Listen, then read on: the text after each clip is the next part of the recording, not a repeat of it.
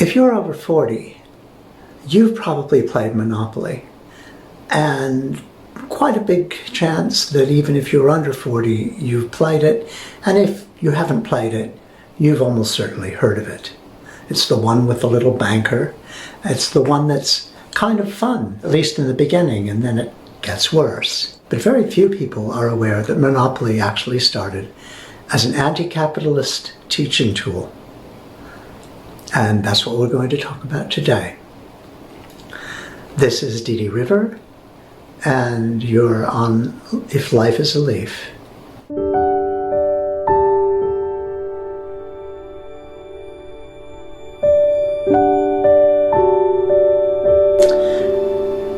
In 1903, a woman named Lizzie McGee, or Maggie, I'm not sure, it's M-A-G-I-E, invented a game that was to demonstrate the problem of monopoly capitalism. And she invented that with two sets of rules. One was an anti-capitalist one, and one was a capitalist one. And it was intended as a teaching tool to show what happens with monopoly, particularly over land. And she called it the landlord game. She actually patented the game the next year in 1904 and started publishing it herself for friends in 1906. And various people started playing it. And people who liked it thought about it and started publishing alternative versions. And that was all right with her. She was intending it fundamentally as a teaching tool. And it was in part to promote the idea of Henry George, who believed that if you taxed land and any benefit that came from the land, whether that was rent or mineral resources or anything else, and distributed all of that into the community, then this would allow people to do pretty much without any other kind of tax, and it would prevent land speculation and concentration of wealth in the form of land in very few hands. And that was her original intention.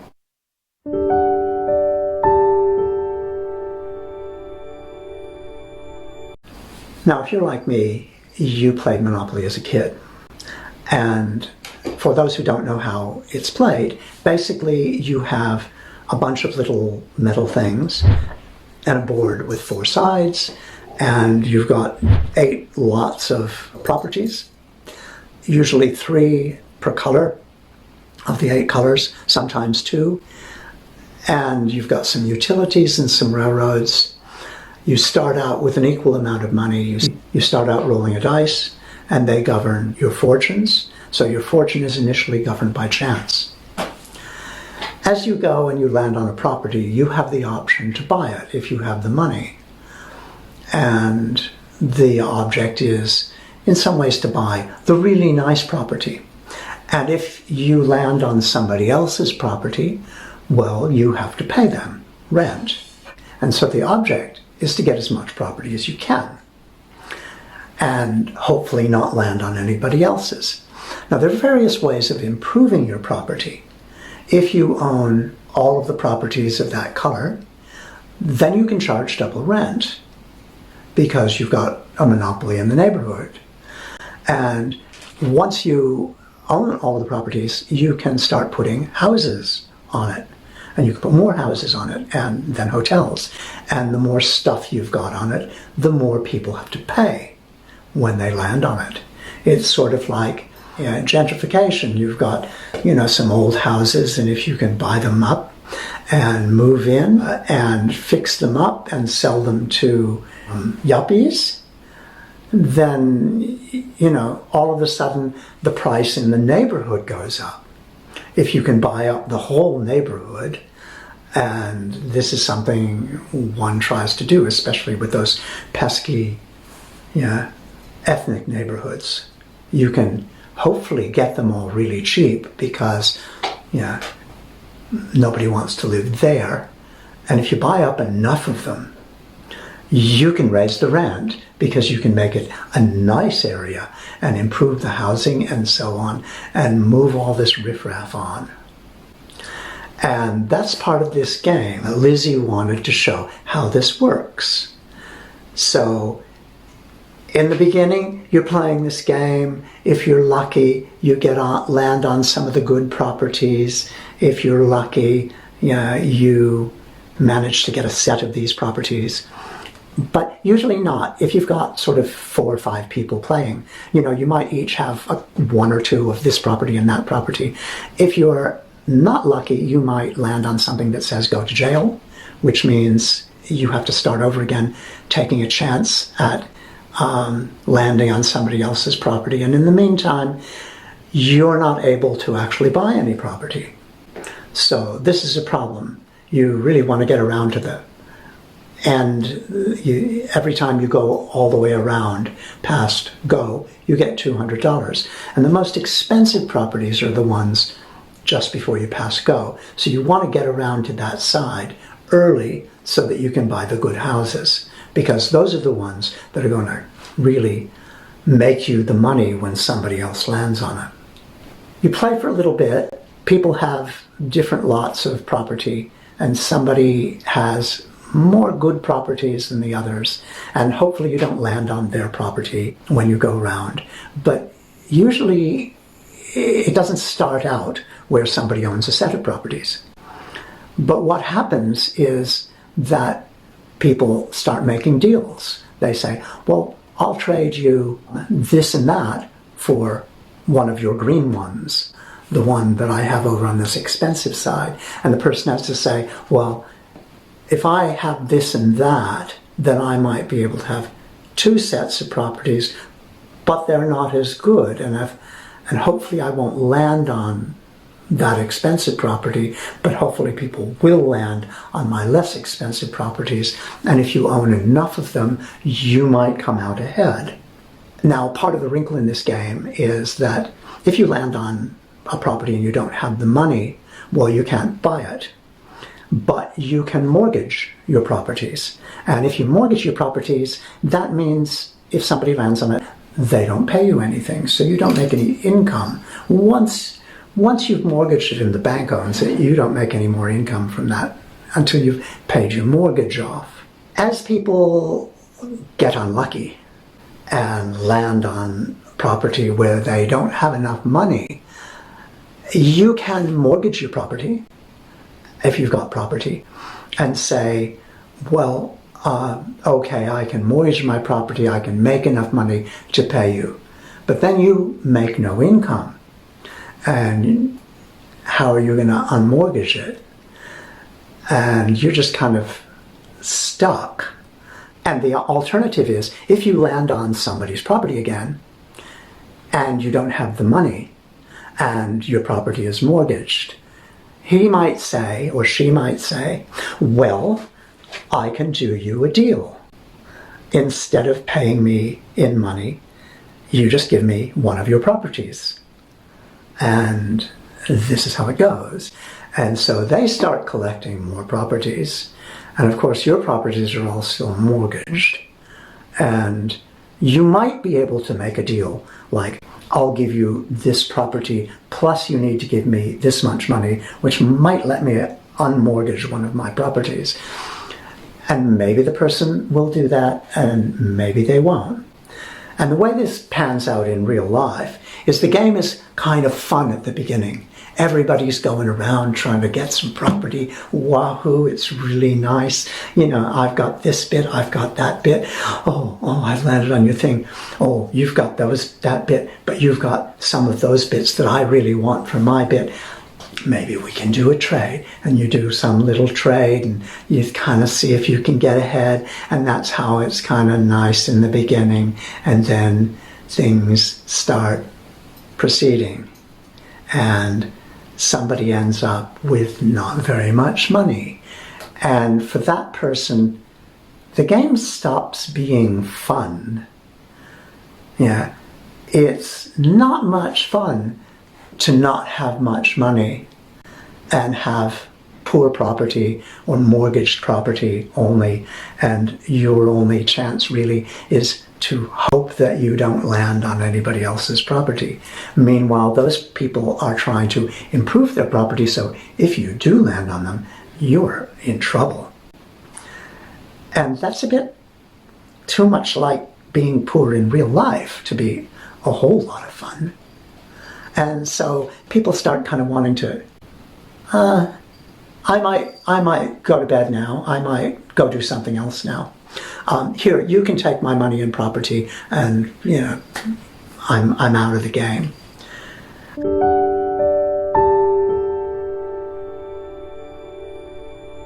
And of course, the people who are winning the game, they don't want you out of the game. They say, oh, look, I'll make you a deal. I'll give you some money and you can, fix up your properties and just, if I land on it, the next 5 times I land on it, I don't have to pay anything. How about that?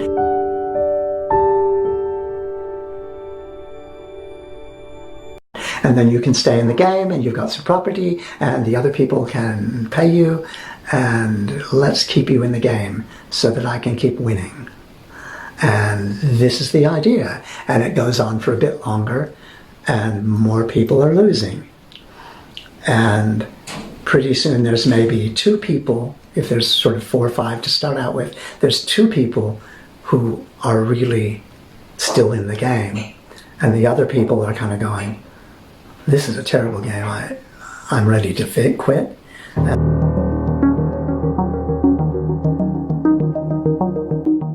And they might decide to either give their property and money back to the bank if they're nice, or if they kind of don't like the way the person who's winning is behaving, they might give it to the other person so that they've got a better chance.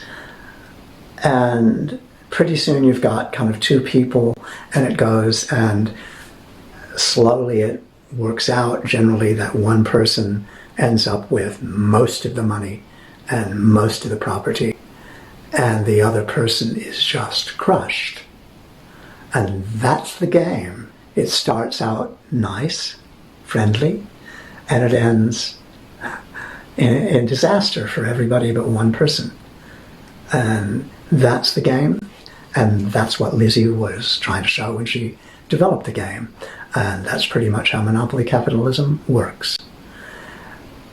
And it's interesting. That's how the game went. But let's look at how the game as a product went.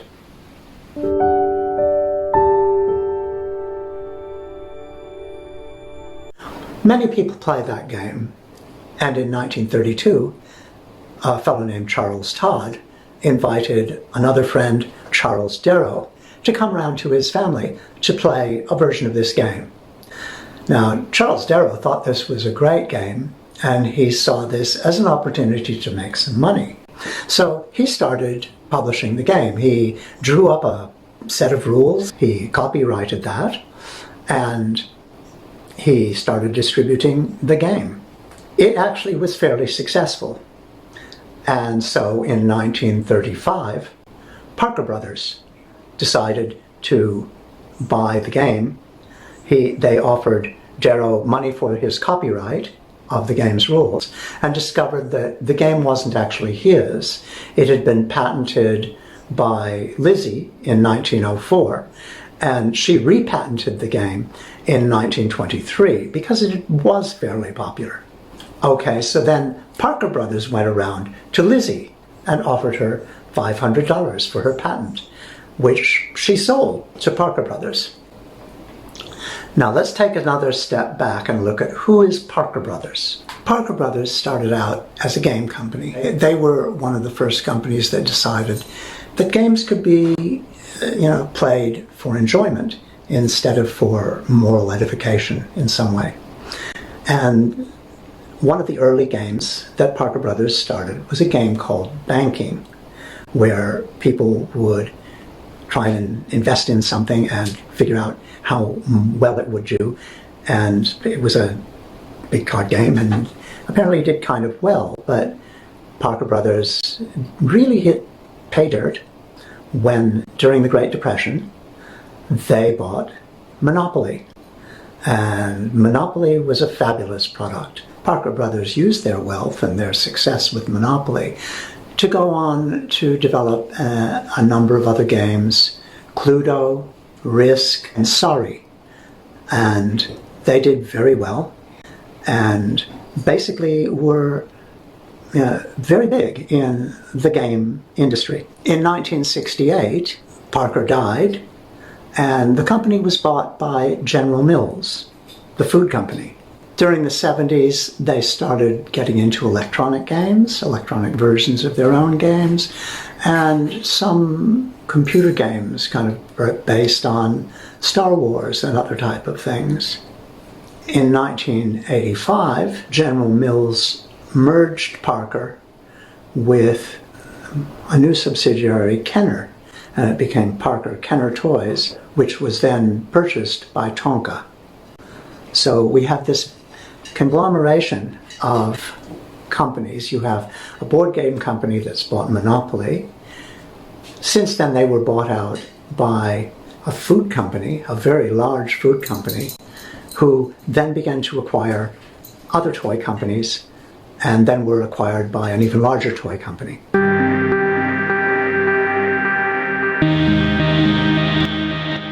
Now, in 1991, this procedure went on, and Tonka was bought by Hasbro, which is another interesting company. So the eating of companies continues. Hasbro had, a year or two before, also bought Milton Bradley, the other great board game company. Now, if we look at Milton Bradley and go back, we can see kind of the start of it with its purchase of the McLaughlin brothers. They were another board game toy company who produced things like chess and checkers and that sort of thing. The McLaughlin brothers had started their company in 1858. Milton Bradley started theirs in 1860, but McLaughlin was the biggest board game company in the United States at the time, and in 1920, Milton Bradley was big enough that it could buy McLaughlin, and they did. Milton Bradley was very clever in its production of things. It had all kinds of games for kids, predominantly, and it hit on the great idea of buying Romper Room, the company who produced Romper Room, which was probably the biggest kids show in the United States and Canada at the time. It bought Romper Room, and began to produce toys in association with that.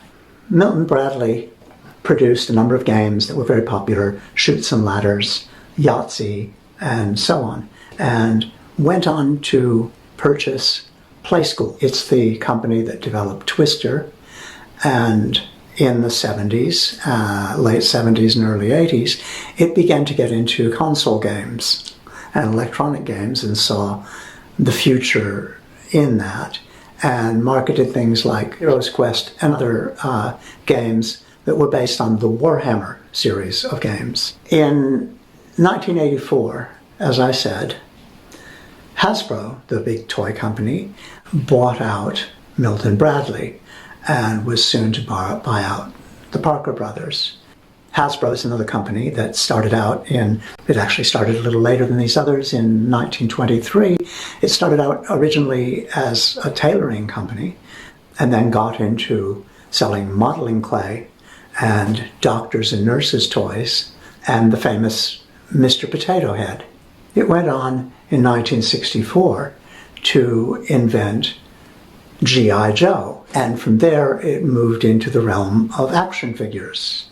And Hasbro produces many of the action figures. It made deals with Marvel and with Lucasfilms and so on. And so if you've got any of those little action figures, they probably come from Hasbro.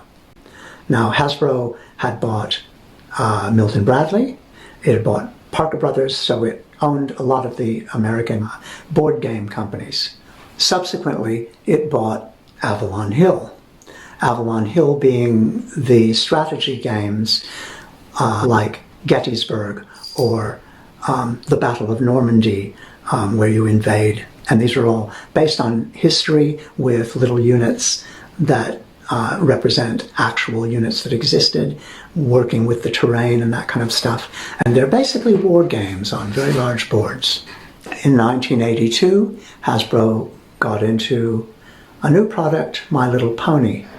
In 1980, there was a very significant event in the toy industry, and that was that Ronald Reagan changed the rules for advertising on television. And up till then, for children's TV particularly, you were only allowed so much advertising.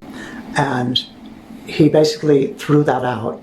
And so suddenly you see cartoons aimed at children, which are fundamentally simply animated versions of toy advertisements.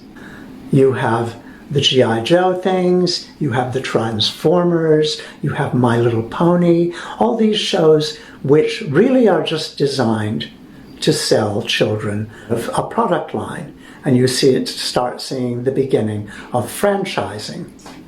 And of course, Hasbro was the lord of franchises. It's the one who produces all the action figures for Marvel. It's the one who produces all the action figures for Star Wars. It's the one that produces G.I. Joe and all this sort of thing. And so it's gotten into producing kids' TV shows, which are fundamentally advertising for their toy lines.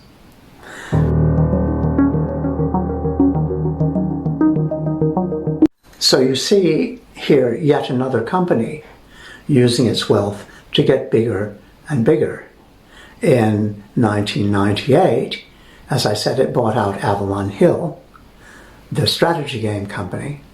And in 1999, it bought out Wizards of the Coast. So if you're a Dungeons and Dragons fan, Hasbro now owns that too. And this is monopoly.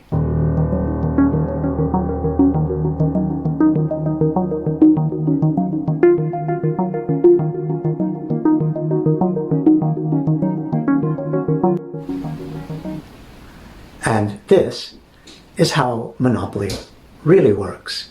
And the story of monopoly is replicated in real life.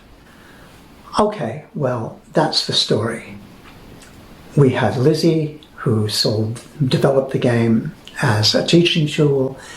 She sold it to Parker Brothers for $500. Parker Brothers made a lot of money off of it. Parker Brothers was competing with Milton Bradley, and Hasbro came along and bought both Milton Bradley and Parker Brothers. Milton Bradley had already been bought by General Foods and then by Tonka, and had already absorbed Kenner, the toy company.